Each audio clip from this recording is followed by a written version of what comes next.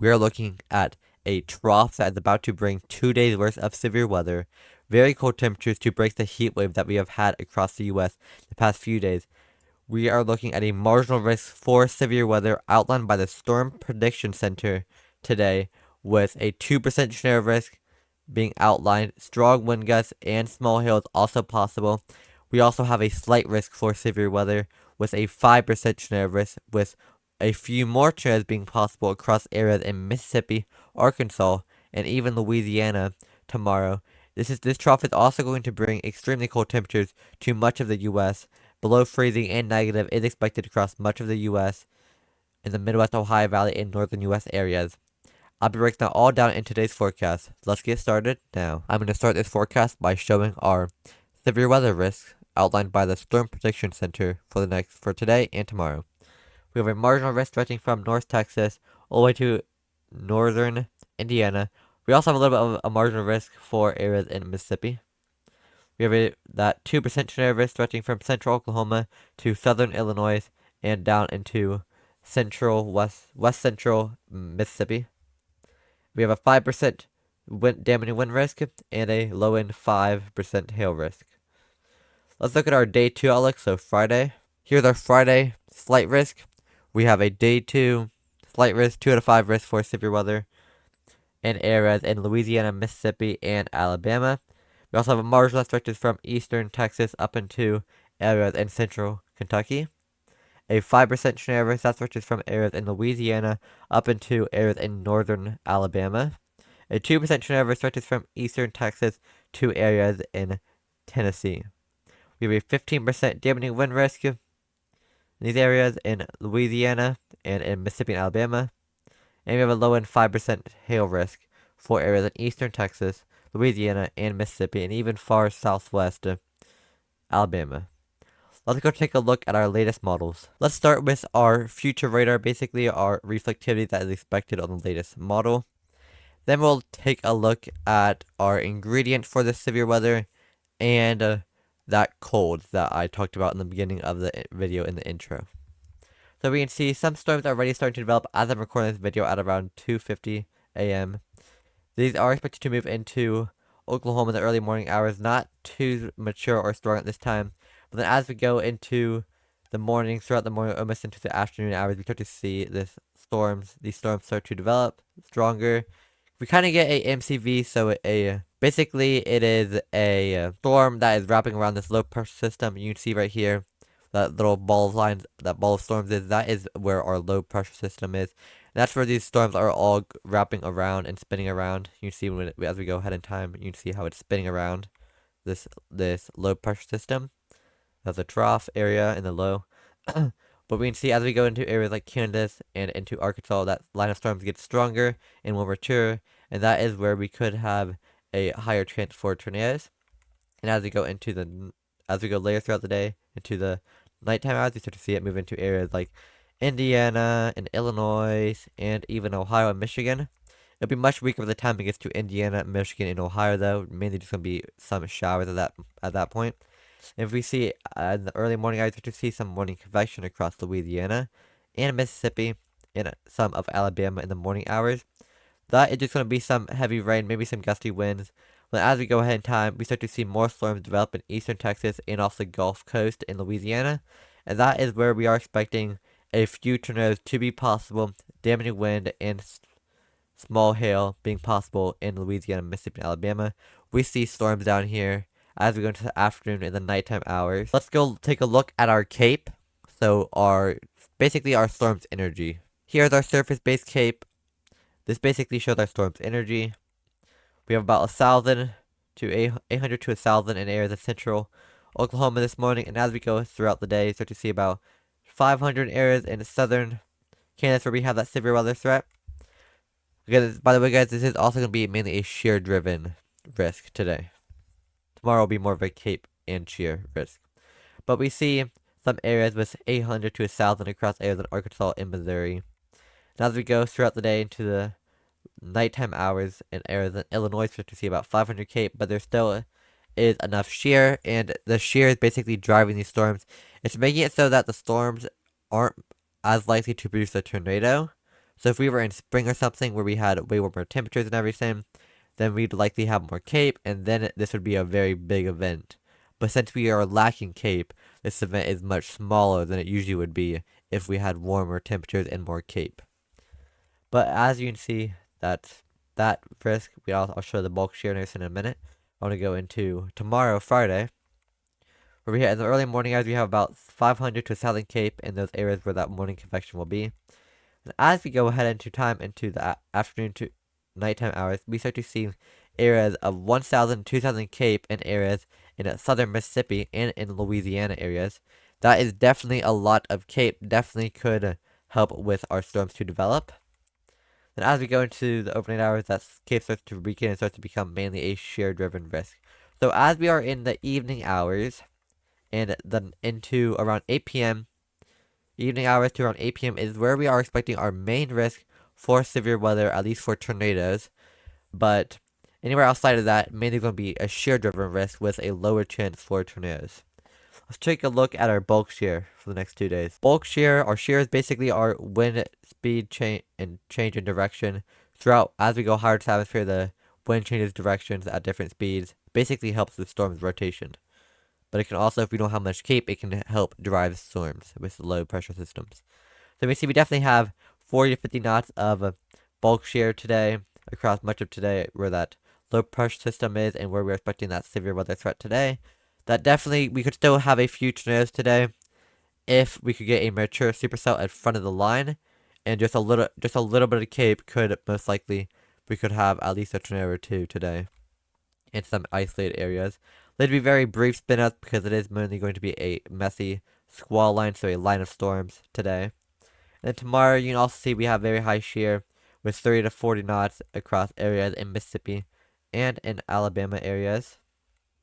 As we go into the afternoon to nighttime hours, we start to lose some of that shear. We don't have as much shear, but we still do have about 30 knots in some areas where that 2,000 CAPE is, which is where I am the most concerned about, is areas in southern Louisiana and southern Mississippi, where we have the highest risk for tornadoes tomorrow.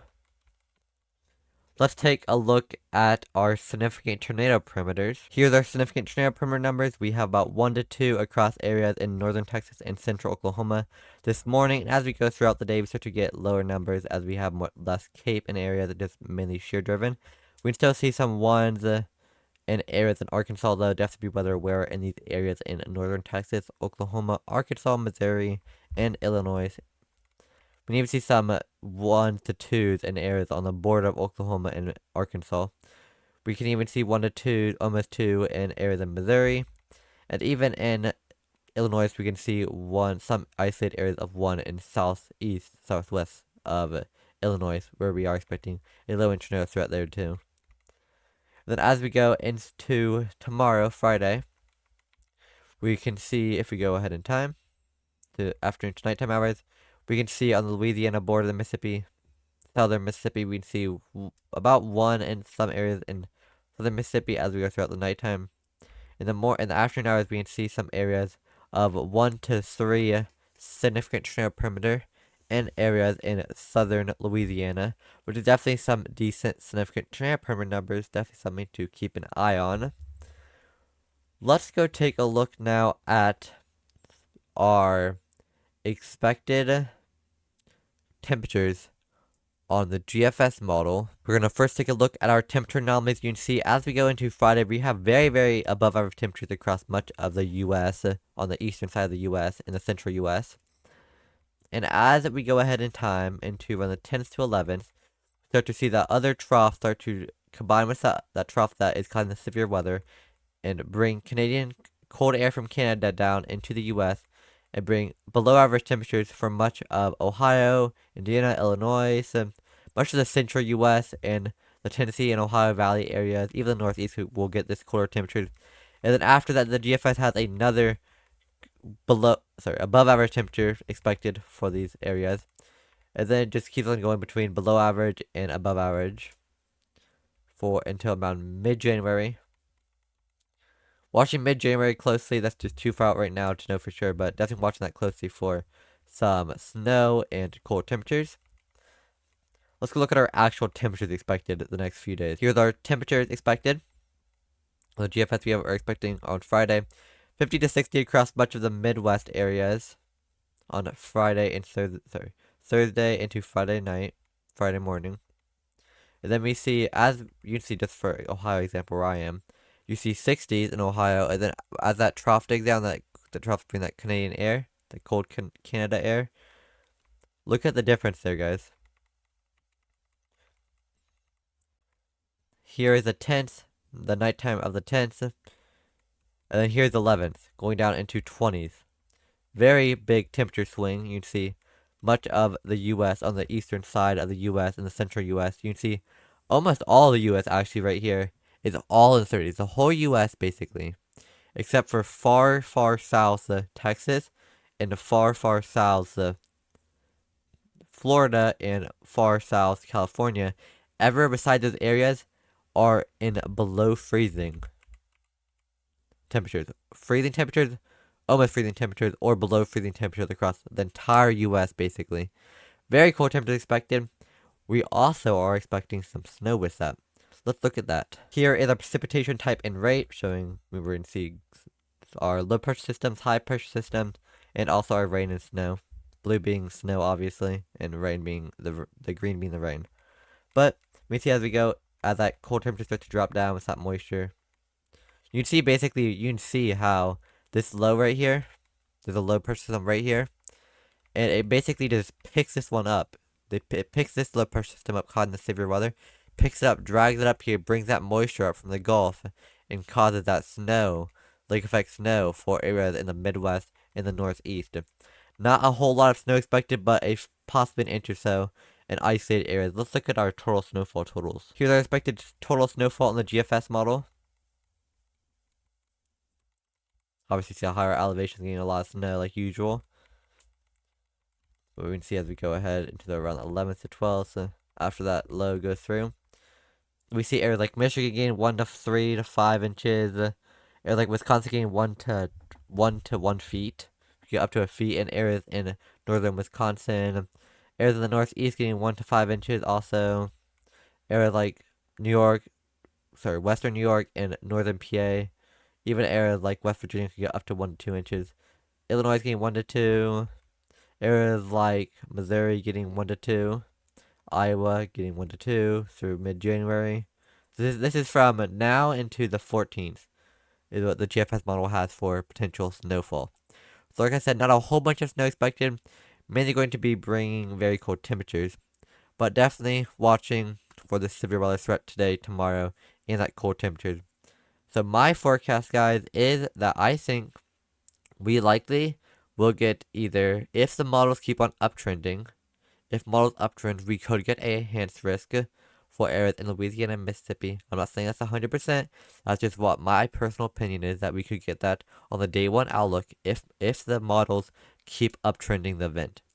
I also think that it's possible we get a slight risk for severe weather later today if the models also keep uptrending that. If we get more CAPE and some more storms energy, we could definitely get a slight risk for that. And I also think it is possible it's going to stay 5% for areas in the southeast, Louisiana, Mississippi, and Alabama. But I do think that a 15% damaging wind and 15% damaging hail risk, 30% damaging wind risk and a 15% damaging hail risk is what I'm expecting with a 5% scenario risk. That's what I think is going to happen. That's not what the SPC has marked right now. Either way, it's still a pretty decent severe weather risk, so definitely please be weather aware and stay updated. Have multiple ways to receive warnings for this severe weather. A few trends are possible across Oklahoma, Arkansas, Missouri, Indiana, Oklahoma, Missouri, Arkansas, Illinois, and also in areas in Mississippi, Louisiana, Alabama, and Tennessee could all get a few tornadoes and severe weather the next 2 days. But thank you all so much for watching, and make sure you guys like and subscribe and comment for more forecast videos.